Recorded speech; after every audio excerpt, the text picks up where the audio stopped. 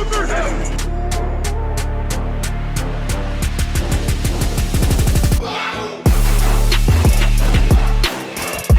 catch. Oh, he's got it!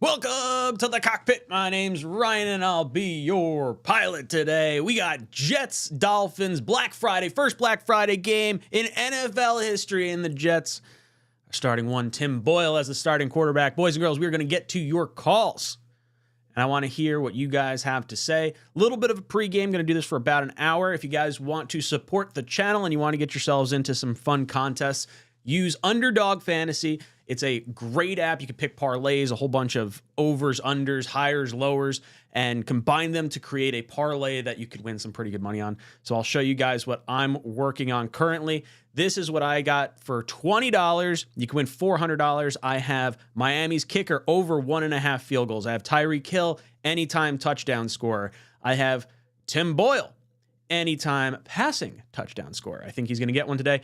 Zerline's going to get over 5.5 kicking points. And then I have Bradley Chubb going to get a sack in here.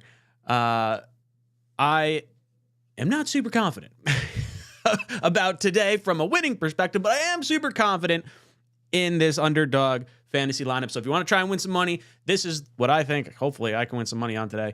But if you use Jets 24/7, they'll match up to your first $100 deposit, and it helps them say, hey, people watching this show use our stuff, so let's keep paying this guy for sponsorship reads. So I don't get any money for if you guys like actually do it, but you know, help support the channel. So always appreciated. I see you guys in the chat. Sawyer says, Jets gonna shock the world. Let Tim Boyle.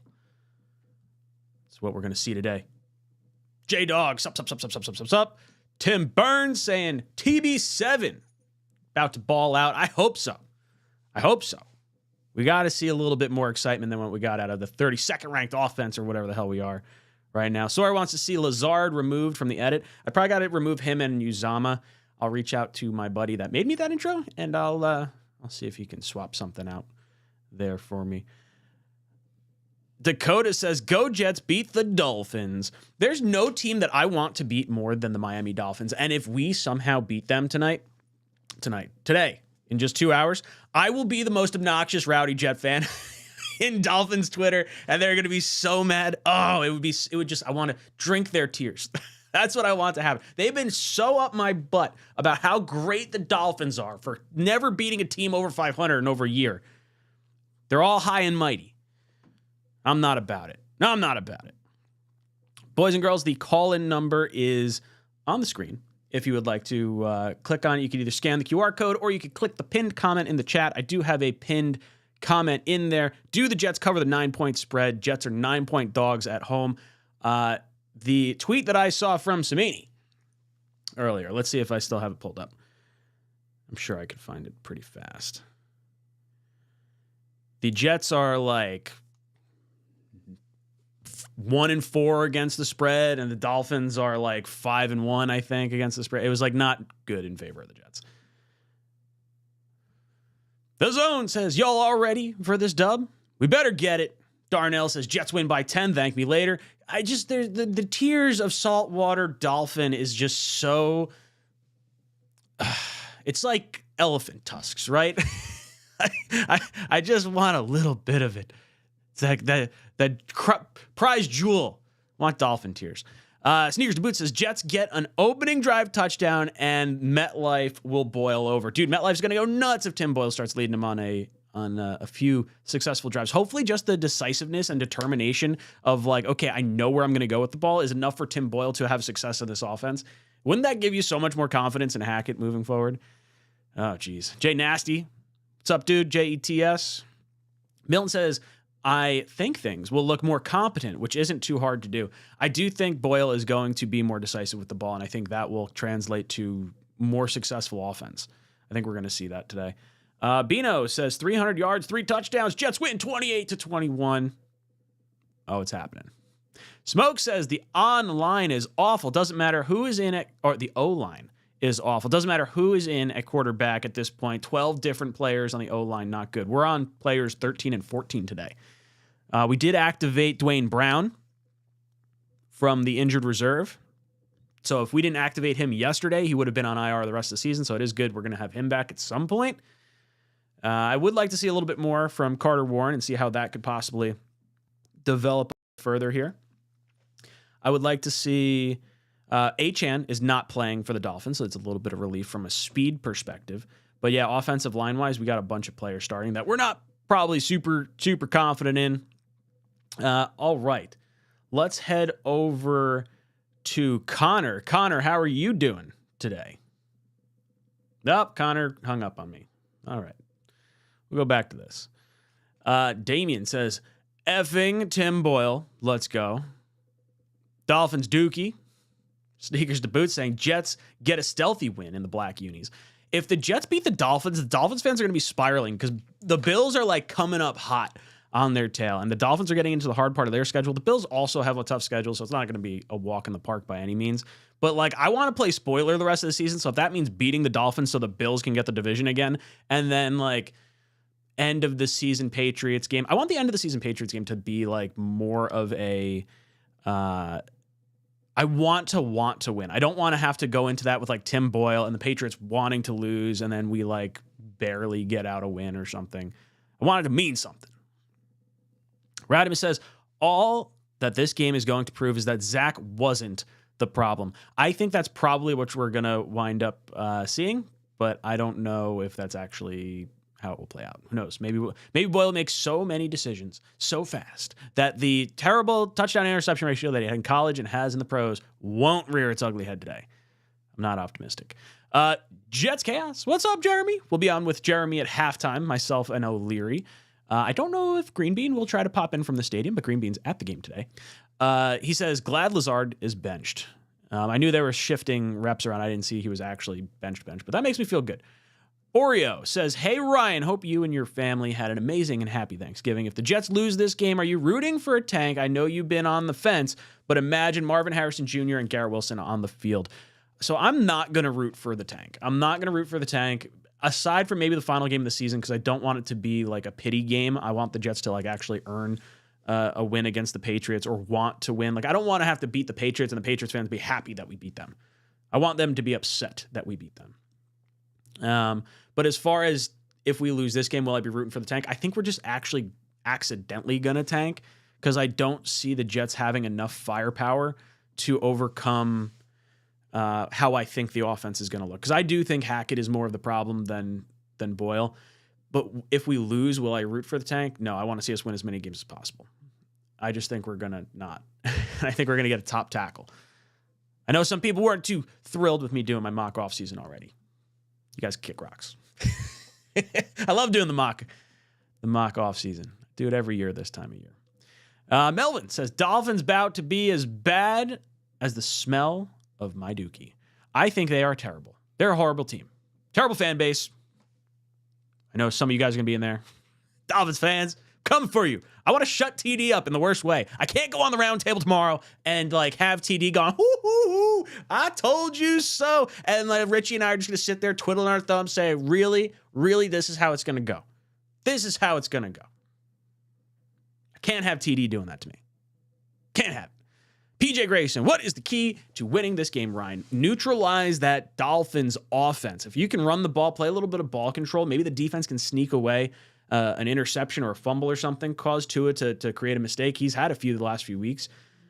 I think if you can get some sort of offensive success with Boyle, just not what we've seen out of Zach in the offense the last few games. It's really just a matter of can the Jets score. I think the Jets defense can hold the Dolphins in check. I do have Tyreek Hill scoring a touchdown because him or Waddle, they're going to get their points. It's not going to be a total, domination one way or the other. Like, I don't think this defense is going to shut them out. I think getting to 20 points, though, wins this game. Sneakers Boot says, Brownlee and Taylor getting their opportunities. They finally are holding players accountable. They needed to do that. They needed to make them accountable because it's not right to see everyone else like making mistakes and stupid. Lights says, I don't see how anyone can still be excited about the season. However, win or lose, I will almost always it will almost always be a loss. I'll always be here to suffer with everyone as a collective. Yeah, I'm always rooting for a win, but just historically speaking, if you just say, I'm going to put $5 on the fact that the Jets will just lose, I would say 9 times out of 10, but let's say it's probably 60-40 lifetime of the Jets fan. I don't know what our lifetime record is, but I feel like that's always been real since I've been watching. The Zona says, I sadly foresee 2 injuries and Zach Wilson to come back. That's like, I could see Zach playing another game this year. I don't think it's totally over. I think this O-line's going to get people hurt. It's not great. Jets Chaos says, I would hate to help the Patriots get a quarterback. I don't want them to get their quarterback. That's why I would be okay losing to them, because it would hurt them more for us to lose to them. I don't know. It's a very weird conundrum I think we have as Jets fans. McNally says, no one, not even Mahomes, could do anything with an offensive line ranked 32nd in the league, but we expect Tim Boyle to pull a miracle. Hope he does. There's no game tape on Boyle with this offense, aside from being thrown into the game last week, so it's been a calculated move by the New York Jets. We are going to put our best foot forward. I just don't want to be embarrassed again. Oh, man. Cactus says, it's astounding, or I'm astounded by how many Zach truthers there still are. Look, I'll be honest, I'm not like totally banged up about Zach. I think Zach has been the biggest consistent problem the last few years, but I could see a world where I have no problem with him being QB3 next year, as long as he's just never QB1. Like I can sit on a year for the roster spot. I think we'll probably head for a split, but O'Leary's in the building. What's up, dude? He says, how are the Jets getting into the top 3 to draft Marvin Harrison with 4 wins already? Even if they lose out, they'll pick like 7th. So that would require every other team that's in front of us to lose out, which I don't think is necessarily true, but I don't think the Jets are going to get to Marvin Harrison Jr. I think he's probably the first non-quarterback taken off the board. I would say maybe Arizona, maybe the Bears. He's not getting past 5. Matt's right with that, because I think the Bears are definitely taking a quarterback and definitely pairing that quarterback with Marvin Harrison Jr. if they can, or a top offensive lineman. It could be either way. I think I do have the Jets picking at 7. That's my guess. I think based on, 5. So we have 4 wins right now. I'm pretty sure 5 wins was picking at 6 last year. And I think 6 wins was somewhere between 7 and 9. So I think the Jets, based on what our schedule looks like, I think we win 1 more game. I think the Falcons game, the Browns, and the Patriots are the 3 most winnable right now. I mean, I guess Houston, maybe if they stop playing so hot.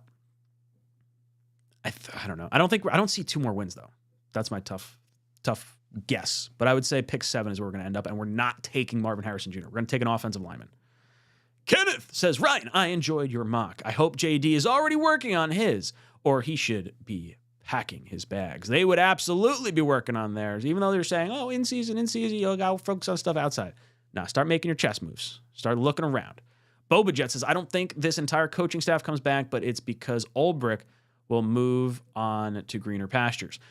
I don't think Ulbrich's going anywhere just yet. I think there's too many offensive-minded head coaches, Brian Johnson, Ben Johnson, potentially Jim Harbaugh, that could be moving to new locations. So I don't think it's necessarily true that Ulbrich's going to be gone. I think everyone comes back. Jeremy said O'Leary loves chaos. Milton says, I feel like the Lazard benching is like 2 or 3 weeks late, which is typical for this coaching staff. They're just weeks behind on decisions. Yeah, they should have pulled the quarterback longer ago. As much as you wanted to see what you had in Zach, I think you owed it. I feel like you've owed it to fans to at least prove to us that the quarterback behind him that has historically better statistics in Trevor Siemian is worse than Zach. If you're playing Zach and he's clearly the best option, I think fans would get off the case. If Boyle comes out here and shits the bed, and then who knows, maybe the next, I don't know, Siemian comes in next week and he shits the bed. It's all chaos there. See what I did there, Jeremy? Chaos. I'll get to you in just 1 second. I got Jeremy on the line. Cuddy comes in, says, I hope the team gives Boyle the Mike White treatment. I don't really want to see that type of treatment again, but I would love to see Boyle give us the Mike White treatment. That's what I want to see. Pedro says, calling it now. If we win today, and we win out. If we beat the Dolphins today, there could be a string of like energy in this fan base, and then you just hope you get Rodgers back. But I don't see the offense doing enough to actually make it to that point.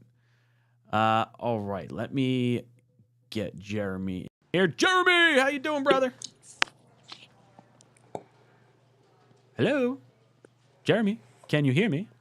You're on TV. You're on the screen. Jeremy. Jeremy's on his phone, but he's not paying attention to me. Jeremy! Whatever, Jeremy. See how it is. Didn't want to talk to me. KJ says, Egghead is back. Love Jeremy and his Egghead. Oh, are we doing it again? Let's see if we could do it again, Jeremy. Jeremy! Yeah, I don't know. What's going on, Ryan? Woo! How goes it? How are you feeling about today? I don't know, man. It's going to be a rough go. You know, you always have the hope. Every football game has to be played. You know, I'm not going to abandon my earlier thoughts from the season that when you have a great defense, you always have a shot. Mm-hmm. Now, what do you think? Is there a point total that you see the Jets defense holding Miami to that you think the Jets just have to eclipse? Like, is 20 points enough for the Jets to get this win, or you think Miami's scoring like 30 on us? If Miami scores 30, I think the only reason they're scoring 30 is because we're going to be 1, 2, 3 and out, 1, 2, 3 and out, 1, 2, 3 and out. And I don't care how good our defense is. You can't do that. Like, Miami is too fast. They have too many weapons. If you give them that many opportunities, they're going to put up a lot of points. So I'm also worried that Boyle is going to make, some turnovers. So I think we have to score over 20 points to have any chance in this game. Do you think Boyle will be able to lead a more efficient version of this offense, or you still see Hackett as like more of the problem? Well, no one thought Mike White could do it, right? And then we saw him come out and beat Cincinnati. So I'll never say never. Just being able to check it down better and more accurately and more efficiently, just showing efficiency that way. But apparently Boyle has a better understanding of the offense than Zach did, which is going to maybe create an opportunity for more creativity, in what we see and the plays that are called. Yeah, 100%. I feel like if there's more confidence in the quarterback, then maybe Hackett opens up the playbook a little bit more. I just don't. I know what happens. Like, if you get an incompletion on first down, I can almost guarantee you it's going to be a run up the gut on 2nd and 10, and we're not going to get any yardage. Like, if that's what you see, pay attention. If you get the incompletion on first down, I almost always guarantee it's going to be a run. Stilko drops in. He says, I heard of Russ cooking, but I'd rather watch Tim Boyle. There you go. See, Stilko? Playing with words. Nice. Do you think we get a boiling Tim today? Do you think he gets a passing touchdown, or do you think the offense will continue to struggle? I'm going to go against the grain, and I'm going to say the change is going to put some fire into these guys. I think the making Lazard inactive, I think they're starting to hold people accountable now and showing some grit and some toughness. And I think we're going to make something happen. I don't think it's going to be a big explosion, but I do think Boyle might surprise us. He might have a touchdown pass, might do a little better than people think. I would love to just see some type of production. Like, just give me something to be entertained about over the course of this stretch of season. Like, I don't want to see, the quarterback holding the ball too long and now I can't grade Carter Warren or I can't grade Izzy. Like, I want to be able to see all these guys perform to at least grade them moving forward. What did you get, or what did you think of the comments we heard yesterday of Aaron Rodgers still wanting to come back and play regardless of whether the Jets are in it or not? He's going to do what he wants to do. The negative side is if he's wrong and he takes a hit there, he could end his career. God knows what could happen. But on the positive side, wouldn't it be nice for him to get some playtime in and have some success? Get put some confidence back into the fan base, and then next year already have that under his belt and not be coming out for and starting over again and having all the jitters and all that stuff. So I think there's pros and cons. Yeah, I feel like if you're at least sitting and watching Rodgers and saying, okay, he's having success in this offense, because there is a part of me that's definitely like, okay, Hackett was OC for Rodgers, but it was LaFleur calling the plays. And like, how much influence will Rodgers have changing the plays from LaFleur versus changing the plays from Hackett? Like, are we still going to get a bad set of play calls, and will Rodgers be able to get us out of it? Like, is Rodgers the savior for Hackett that I'm hoping he's going to be, or are we kind of getting screwed? I think that's probably the more curious part for me if Rodgers does come back. Like, any sort of success with this team could, like, if you could prove it was just the quarterback that was the issue, I think it would make me feel a lot more confident going into the offseason, especially coming off that Achilles. Yeah, I mean, we might never know if even if he does well, if Hackett really was the right coach to help him reach his highest potential. But Mhm. even in the last bunch of games, right, in the games we've been watching this season, Mhm. there were plays where we had open guys, where Zach Sure. made the wrong read, where he missed open guys that we have to assume Rodgers would have hit. Mhm. So it already would have been better. I mean, I Mhm. think there's things on tape that on film you'd never ever see on Rogers film if you watch Rogers film. The Mhm. one that stands out the most was that play in the end zone where the safety clearly stepped up and Yeah, all he yeah. had to do was throw the ball up and it would have been right. It would have been an uncontested, throw to our tight end. So, Mhm. things like that there, I just can't imagine Rogers ever missing a read like that.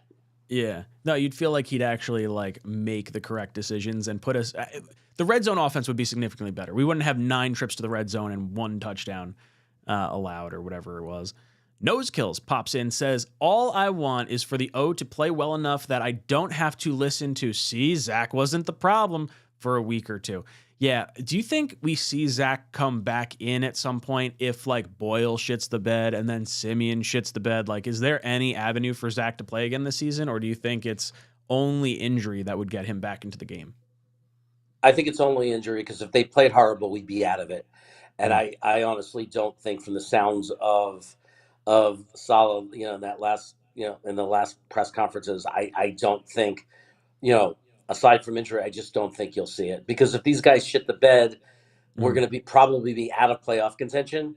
And I think that Zach Wilson is finally probably out of their plans for the future. Yeah, I don't see a path for him to come back next year. Like it would have to take Rodgers like really putting his foot down to be like, okay, I want Zach inactive, weak, like a third string quarterback all the time, which I don't think he's going to go out on a limb and do that for. I don't know if Douglas would be like, hey, we're already paying him. Let's hold on to him at the very least to make sure someone else doesn't make sure doesn't make us look bad for moving on from him. Like at least if they have to can everyone at the end, he's already canned. Whereas if like Zach all of a sudden goes to some other team and magically plays well, it's the Jets' incompetence and his undoing. Then like it's one more string that could be pulled, like a loose end that could end a career, I guess, if you allow him to go elsewhere. Not that you think he's going to start or anything like that, but do you think Yeah. that we'll get more of that? Oh, see, it wasn't Zach's problem because Boyle won't be able to play well. I mean, I think that would be kind of crazy. Like, I mean, to sit there and say it was never Zach because Boyle doesn't do well is Mhm. kind of a strange mentality. Because Boyle, if it was Tannehill, if it was any kind of legitimate quarterback that came in, if they Mhm. failed completely, you'd say, okay, maybe it wasn't all Zach. But I don't think you can make that statement based on how Boyle does. I think really Mhm. this works against Zach. If Boyle does bad, I think the most logical fan is going to say, well, he's just bad like Zach. If Boyle Mhm. comes in and does very well, Zach really can't win this because if Boyle does Mhm. really well, it's going to be a much stronger argument against Zach than if he does bad. I think so. I just don't know. Like, if he does do bad, then I think people will point to, well, maybe Zach wouldn't have taken all the sacks because Boyle's not as mobile or something. There's going to be like arguments, like Jets Twitter and like Jet fans in general for the last, I feel like 2 weeks, 3 weeks maybe, have just been at each other's throats. And even if we have nothing to argue about, we'll find something to argue about. Damn well better believe it. Pedro comes in. Pedro says, "Let Rodgers play. I don't want the Jets to suck anymore." I just. I guess I'd rather, if Rodgers is going to come back, I want Rodgers to beat the Patriots. That would make me okay to win that last game.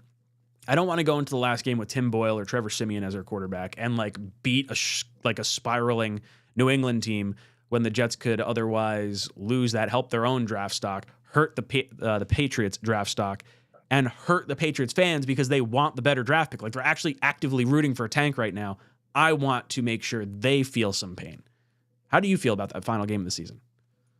Yeah, I mean, we're gonna have to see what the situation is, but if we're at a point where we're already horrible, like if Mm-hmm. we're playing for something, if we're 8-8 and we're playing to be over 500, I'm gonna Mm-hmm. root for the win because I Mm-hmm. believe in those psychological type of things.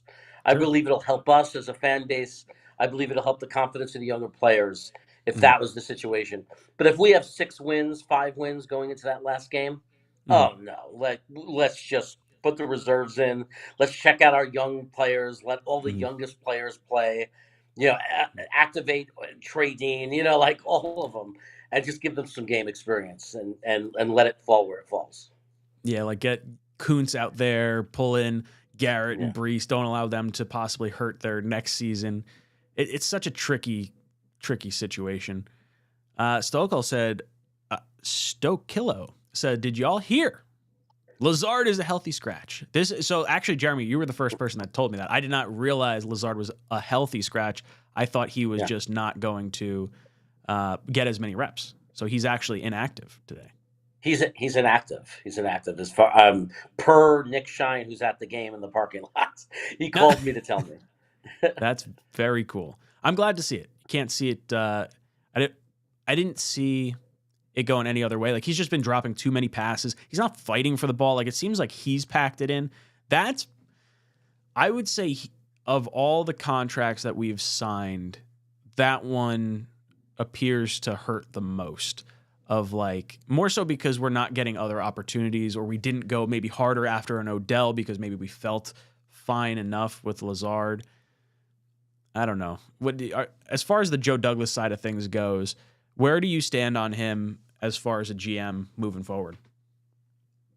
I don't want to give up on him. Like Mm-hmm. I acknowledge now that he's not on the pedestal that I've had him on, Mm-hmm. and that he's made some really big mistakes. But I Mm-hmm. still don't see anyone else out there. Like Mm-hmm. I don't have an answer. Like if you don't have an answer, like I think teams do that way too soon. They Mm-hmm. let go of people. They move forward to satisfy this thing of, oh, we showed him, and we fired him. We fired him, so the fan base should be happy. But you got to have a plan. Mm-hmm. And I don't. Right now, he's still nothing changes the fact that he filled this roster in 2.5 years with more talent than we've ever seen in a really long time. So even with his mistakes, I think it's time we give somebody a chance to develop and grow in other Mm-hmm. positions, and that includes the GM position. Let him learn from those mistakes. He's really great at running the evaluation piece. He's Mm-hmm. good at salary structures. Mm-hmm. He's good at not being emotional and signing stupid contracts, Mm-hmm. for financial reasons, like paying anything. So I would want to give him a chance, Mm-hmm. and because I wouldn't want to give that up. I like being happy on draft day. I like Yeah. making good picks and being smart and adding talent every year, Mm-hmm. and I would like to keep that. I agree, Jeremy. Jeremy and I are going to be live with O'Leary at halftime. Is Tigo or Gunny with you during the game? Oh, we're gonna have Tigo today. Tigo. Yeah, if you guys Yes. don't watch the game stream over on Green Bean Jet Fan, you should totally do it. Jeremy does a great job with Green Bean normally, but Green Bean's at the game, so Tigo's going to be on with him. I'm going to hop over to some more comment questions and whatnot, Jeremy. Anything you want to add before I eject you from the cockpit? No, just everybody enjoy the game, keep the faith, stay proud, stay loud, stay Jet fans. I love it. Jeremy, you have been ejected from the cockpit. Always fun to have Jeremy in with us. Oh, and we got his co-host calling in. Let me see. It's not letting me pick up your phone. Oh, there it goes. Give me 1 second. I'll get this going. And bam, Tigo, what's up, dude? How you doing today? I'm doing great, man. I had to be like what's the horror movie? I always forget. We say his name twice or 3 times, and he shows up in the mirror, and I was like, oh, they mentioned me. Let me hop on. Biggie Smalls. And it's just like, there I am. How are you doing today, man? Dude, I'm hanging in there. How was your Thanksgiving? I can't complain. Yeah. It was ultimately I don't know. A lot of people were working, a lot of people on vacations and doing different stuff, and so like Thanksgiving isn't all that big of a holiday in my family, just because Okay. we're Brazilians, so like we don't have a Thanksgiving, and we don't do Thanksgiving traditionally. And I'm kind of like the only like football fan in the family, so like I'm the only one who cares about Thanksgiving football. Yeah. You'd have to like just get everyone on the mashed potato train. Like, hey, have you had these mashed potatoes? Okay, we got to do Thanksgiving. Again, like we do that stuff. It's like with Just like not it the was big funny. reveal. Exactly. Like it was funny because like we just do like a Brazilian barbecue, and so like we got a bunch of meats and a bunch of different things, and so like he's like, "What's your favorite side dish?" And I was like, "I don't even know if you guys would know what these side dishes are if I told you the answer." Like it's like I don't think I've ever had turkey in my life, let alone like for Thanksgiving. Turkey is the food that everyone for one day a year likes to pretend they enjoy. It's got no real good taste. It's dry for the most part, and like you're sick of it after Thanksgiving. Like, would you ever like go out and be like, "Oh, I want to get a turkey for a random Wednesday, middle of summer"? No. No, So you eat turkey exactly. once a year because you have to, because it's tradition. No one likes eating turkey. You maybe you enjoy the ambiance around Thanksgiving, and the turkey is just like, I don't know. Turkey sucks. I'm a stuffing I don't guy. I'm a like. mashed potato guy. Sweet potatoes. Like, give me all the sides. Give me everything else. I could leave the turkey. I think the correct thing for me to say is so I've had turkey before, but I've Mhm. never had like a whole turkey, like whether it's like deep fried or smoke or roasted or whatever it is like that. Because Mhm. like I live in Florida, like I'm into hunting and all that stuff, and so like Mhm. I've had wild turkey where like you shot it in the morning and then like you grab half a turkey and you do something with it, right? Like I've done that and That's stuff pretty like cool. I've that. never But done that. yeah, no, that's the best way. I like again, so like it's really weird because like I don't have all these like fond memories of Thanksgiving. So it's just like it's weird when it comes around because it's just like yeah, it's It's just like, Thanksgiving. butt fumble happened on Thanksgiving. I don't like that. Yeah, That's not yeah, fun. like it doesn't. So it's like yeah, Kaz comes in, says, "Do you know who's starting in place of Lazard?" I mean, just going down the pecking order, would that mean Cobb is active again? Like, are we going to see more reps out of him? I would hope it's like Brownlee or yeah. I like think Irv they're gonna go with the Charles. young kids. Yeah, I hope Irv, it's like, Irv's not ready. Irv's not ready mm, yet to take on a bigger role. And to be fair, neither is X and neither is Brownlee. mm, But like, if you're gonna give someone a shot, like if you're gonna give someone reps at mm, something, I think you definitely go Brownlee. I think he's mm. closer than Irv is. Remember, Irv is a freak athlete, but he's like super raw. Like think Ashton Davis, but for the wide receiver rooms, but like still not even as polished as Ashton Davis. Mm-hmm. So yeah, very Uh, interested to see what this wide receiver is going to look like. Me too. Connor Long's asking, can kids call in? Absolutely. Kid could call in. We're just talking with Tigo. Tigo and Jeremy calling the game over on Green Bean Jets fan. Myself and O'Leary are going to hop in at halftime and bother you guys and hopefully be talking about how much better the Jets are doing under Tim Boyle. Do you believe that the Jets are going to see a more efficient offense today, Tigo? I don't like. I hate being that person. I just don't see like the only thing that Tim Boyle does. Oh, the inactives list just came out. Randall Cobb is active, but Mm. Alan Lazard, Mekhi Becton, Michael Carter II, Carl Lawson, Zach Wilson, and Austin DeColis are all inactive today. Okay, that makes sense to me. I don't want to see Yeah. like. Do you think Makai's just trying to get out there and play because he knows there's a big contract on the other end of this, or do you think he's like, what I happens? Do you think think with Makai? I guess. it just it's a weird situation to go with like talking about Mekhi Becton Mm-hmm. because right now Mekhi Becton's health is the biggest linchpin of this offseason, in my Mm-hmm. opinion. I think the biggest thing that dictates this offseason is Mekhi Becton and his health because the we're gonna get to see what Carter Warren is, which I think is good for us. Mm-hmm. You know, we're also gonna get to see, like we've already seen Max and all of these things. But if Becton can't go, if Becton's not healthy, now you're looking at getting an offensive tackle in round one. If Becton is healthy and he can go, now you're maybe thinking about bringing him back. It really opens up a lot of different things. And so it's Mm-hmm. really hard to predict. But the moment he got hurt again, I felt like this is the last year we're seeing Mekhi Becton as a Jet. And I hate saying that because like I love Becton and you can tell the relationship that he has with Aaron Rodgers and all those and all the people on the staff.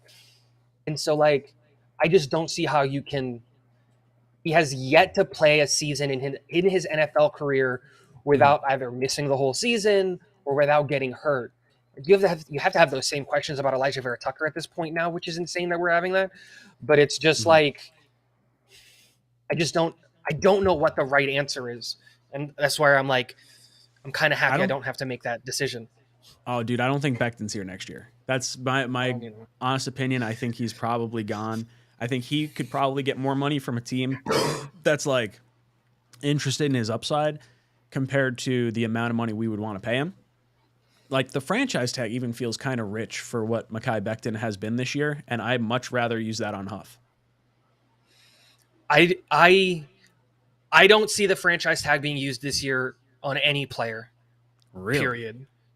Do you think they re-sign Huff, or do you think they just let Huff walk?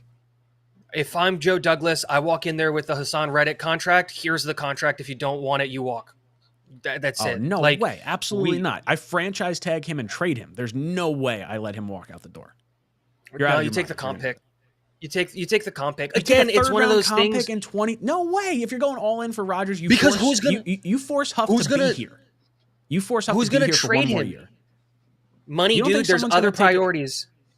There's other priorities than the edge rusher for Huff. There's no way you do that. I would rather tag him this year, roll into next year with Huff, with just your full stock of edge rushers going for a ring.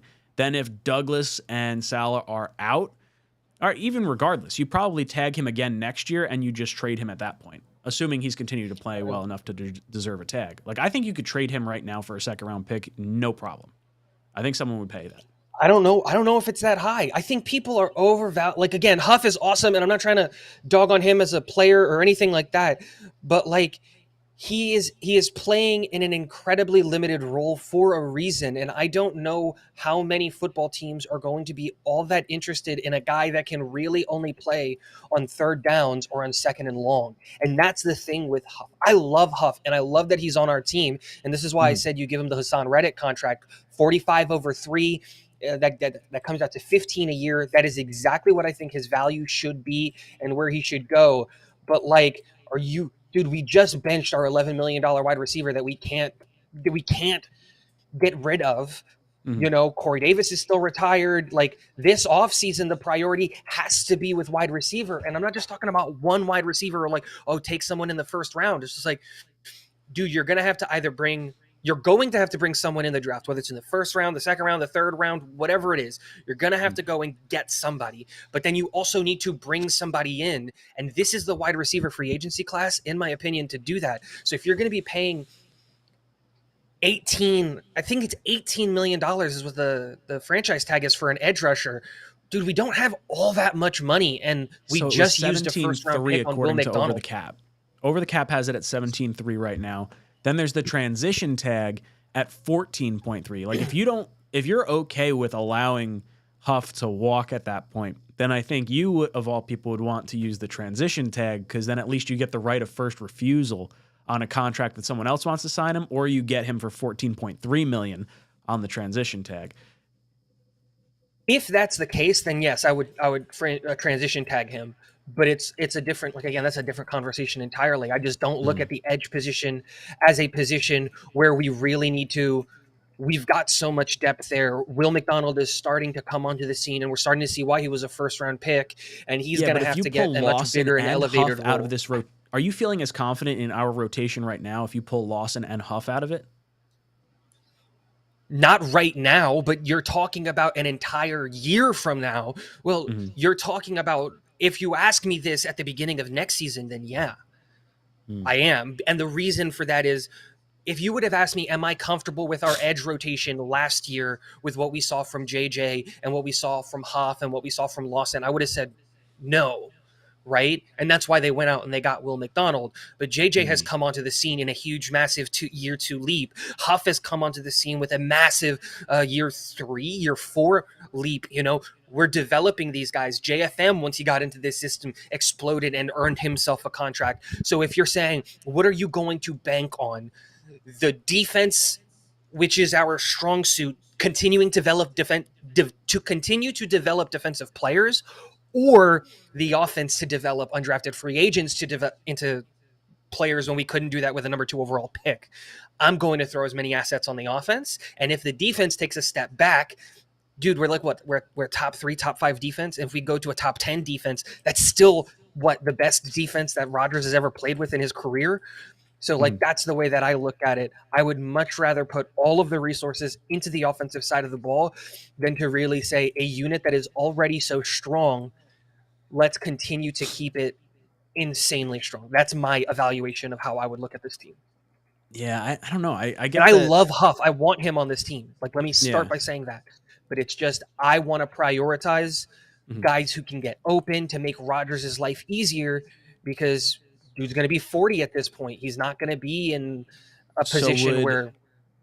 Would knowing how much cap space we could have make you feel a little more comfortable about keeping Huff, or just that amount of money for 1 year, regardless of how much salary cap space we could have heading into the offseason, is worth it to have? Like, because the Jets can make $60 million in cap space pretty easily.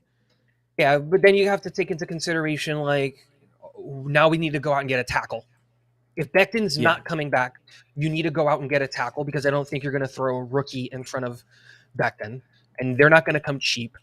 Now you're going to talk. What do you think? 15 to 20 million for a tackle? Yeah, you go 15. And again, the cap hit is probably going to be somewhere in the around $8 million or something like that, because you're going to do some finagling. You're going to put it on the back end. You're going to do something like that, right? And then you're going to talk about a wide receiver, and like, let's say Ayuk sneaks through. Ayuk is going to ask for, and should ask for, a bunch of money, and he deserves it. Is Ayuk or the type of receiver you Higgins want, though? or Like I feel like you want like a T. Higgins or like a. But I'm just throwing out the best wide receiver names. Yeah. Yes, in a perfect world, I want T. Higgins. I want Mike Evans. The reason I'm saying a guy like Ayuk is because, like, well, we also have a first-round pick, and there's a lot of guys in this draft that are like 6'3" contested catch guys that I'm like in love with. That so you would rather go with the receiver in the draft than the offensive lineman in the draft? I think you have to. Do we have a single receiver on this team that's worth anything that's not named Garrett Wilson right now? But are the tackles in free agency that much more appealing that you'd rather pay them a lot of money rather than the receivers in free agency? But what I'm saying is you don't just need one receiver. That's the point. Sure, but you need multiple receivers. So I want you to look at my mock offseason, Tigo. I'm very happy with my mock offseason right now. I have it saved. It's open. It's opened up. I have it saved. It's literally. I wish I could show you. So it's. Yeah, exactly. I wish I could show you my other monitor. 1.25 or 1.5 speed, and you'll blow through it real fast.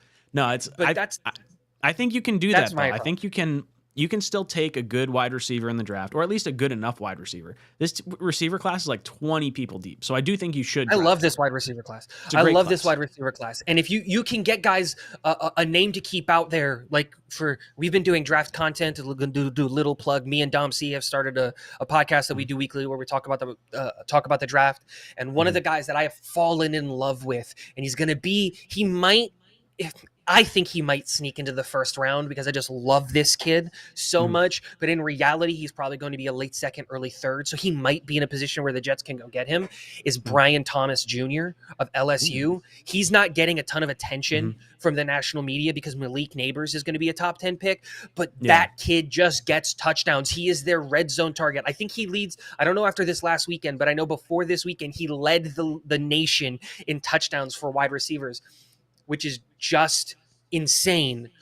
But again, it's one of those things of like, you need to revamp this entire wide receiver room. So like I look at it and I go, run it back with OBJ, not at $18 million. Try to see if he'll come. Run it back and try to get T. Higgins, Mike Evans, Tyler Boyd, Brandon Ayuk, and spend a draft pick, because I feel much more confident in Rodgers' ability to get the ball out quickly and then with a veteran offensive tackle than I am with Rodgers having to do I want receivers to get open faster or the protection to hold up longer? And I think I'd rather have the receivers open, hold up, get open faster. Do the Bengals model versus the Lions model. The Lions invested all of their assets on building one of the best offensive lines in the NFL, and they're struggling at wide receiver now because guys can't get open and Jared Goff can't throw guys open. So Aaron Rodgers can throw guys open, but if guys can also get open. Rodgers might only be here a year. Like, I like the linemen because the linemen like will protect whoever the quarterback is beyond Rodgers. Like, there's a real shot we're blowing this thing up after next year, and I want to protect both the long term and short term. And I feel like getting Rodgers the tackle, like especially if the Jets are getting a top 10 pick, like I feel like we're going to be sitting right around pick 7 by the time things are all said and done. I think we're going to win one, maybe 2 more games the rest of the way out here. I think you, again, whatever it is, like it just, if I'm being totally honest here, if I'm being totally honest on what I want this offseason to do, I want to trade back wherever we are. I don't think we're going to be in the top 10. I think we're going to be in anywhere from 11 to 15. I want to trade back in the first round, and I want to take another quarterback. Like that's what I really want to do, because I think you have to look beyond Aaron Rodgers, because if Aaron Rodgers plays for just one more year, which I think we're in lockstep here, I don't want to have I don't want to have just 1 year of like, what if we make it past, like, what if we make it to a divisional round and we lose out? That's it. Now we're done. Now we have to blow everything up, and now we go back to sucking. You know what I mean? And this is one of the best quarterback classes I have ever seen in my life. And so, again, I know that that's an unpopular take, but like, it's like, and I get it. I still would love to see a wide receiver, like especially if we're in the top 10. Like if Malik Neighbors is there in the top 10, even though he's like a Garrett clone, like just take him. Like he's so good. I don't know. It's just one of those things where it's just like, I would love a wide receiver. I would love a tight end. I would love another running back. I would love another interior offensive lineman. There are so many things that we need in this draft, and we don't have a lot. We have 5 picks this year. That's it. So we have, I guess it's whatever Tankathon is projecting, because what they're saying is first round, third round, 2 fourth, a 6th and 2 7th is what they're. We don't have 2 7ths. We don't have any 7ths this year. On the remember this year's 7th went for. We had 3. There was Chuck Clark was one of them, was ours. I think they're saying we're getting 2 comp picks that are 7. Go to Tankathon and then go to full board. Yeah, remember we have 5 picks. So it's. I don't know like when that becomes official. We have a first. We don't have a second. We have a third. We have 2 fourths. Fourth, but isn't one of them going to the Broncos? Isn't one of these or? I think it's the reverse because of the Jake Martin. Yeah, I think it's the yeah. I think you're right. And then we don't have a 5th.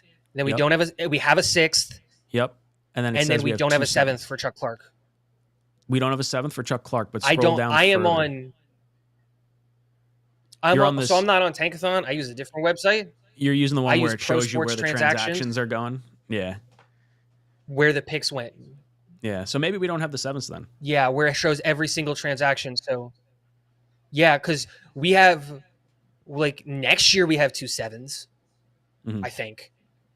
And so, like, it's one of those things. This year, we have a 1, a 3, a 4, a 5, and a 6. No, we have a 1, a 3, 2 4s, and a 6. I think that's what our whole draft is. So, if you can trade back, accumulate a bunch of stuff, and then just load up on the offense, that's what I would do. Do like the quarterback class. So, I know where you're going with this. My only issue with the quarterback selection with this regime right now is you might have to blow it up. Are you feeling confident enough with Saleh and Douglas to draft a quarterback and forego an offensive lineman or a wide receiver to help for this year? Because now you're making another pick similar to the McDonald pick where you're banking on the future, but you don't know if this regime is going to be here. And then the next regime you wind up getting, are they going to like the quarterback that you picked, or are they going to want their own guy? Or are you now signing a coach or a GM that do at least feel somewhat positive? So now you're maybe not taking the best GM and the best head coach. You're taking option 3 because they like the quarterback that's already here because you've already invested the asset. Like for me, I'm going O-line that can help this year, that can protect the future signal caller. And if the Rodgers stuff works after a year, then you allow Douglas and Saleh to make another quarterback selection. Now that, I'll admit, is a scary way to think, because that's what gets you into this weird thought process of back in 2017, where it's like, oh, I'm peeking ahead to the 2018 quarterback class with Darnold and Baker and Lamar and Rosen and Josh Allen, and you're like, okay, why would I take a quarterback with Watson and Mahomes when I just drafted Hackenberg in the second, and I kind of want to see what he has to do. Let's punt on the quarterback for a season. Now we take a safety in the first round. You pass on the 2 quarterbacks. Like, that's almost what I'm like saying. But at the same time, I don't know. I think I'm right in not going the quarterback right now. I would take one in like the 3rd and beyond probably. Like, let's say one of those top guys squeaks by into the 3rd. I'd probably be more inclined to do that. I don't want to I don't know. I want to go all in for a Super Bowl, not take these half measures.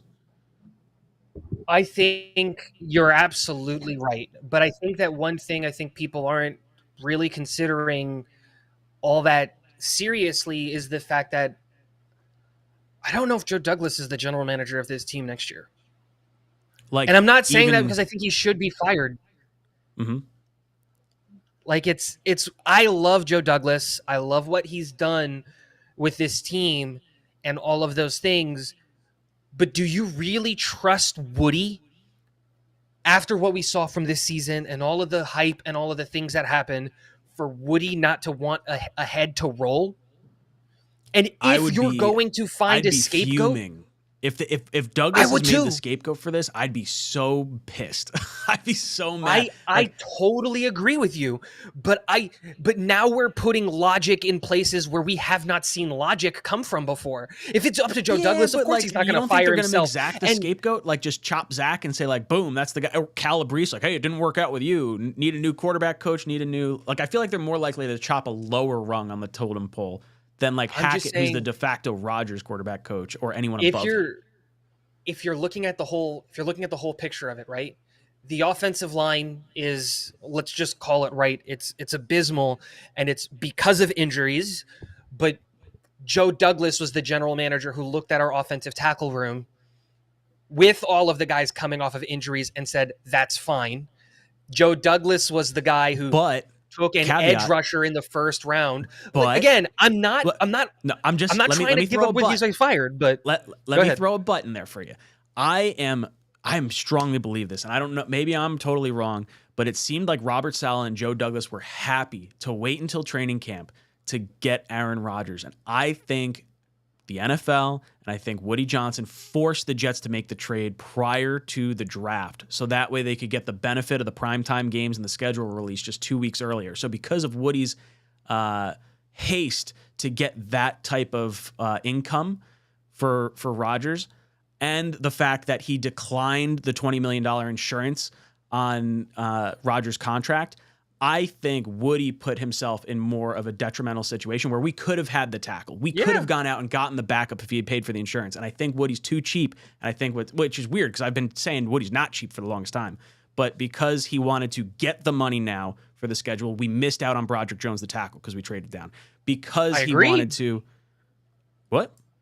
No, I agree totally. But who's going to hold Woody accountable? I know you can't hold Woody accountable because he's the fucking owner.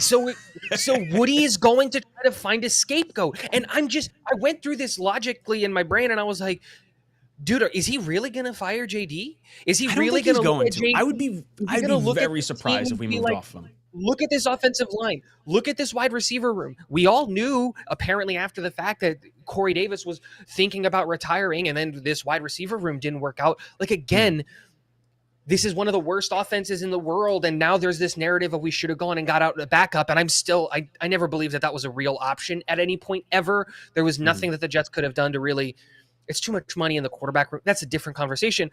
But I'm just saying, like, dude, we're expecting Woody to do something rational, and I can't do that. I can't sit here and be like, yeah, Woody's going to sit on his hands, and he's going to be fine, and he's going to chalk it up to Rodgers sitting down after 4 plays, and that's fine. Let's run it back one more time. I don't care that all of the fans are up in arms just because they're New York Jets fans, and not everyone's going to look at this thing logically.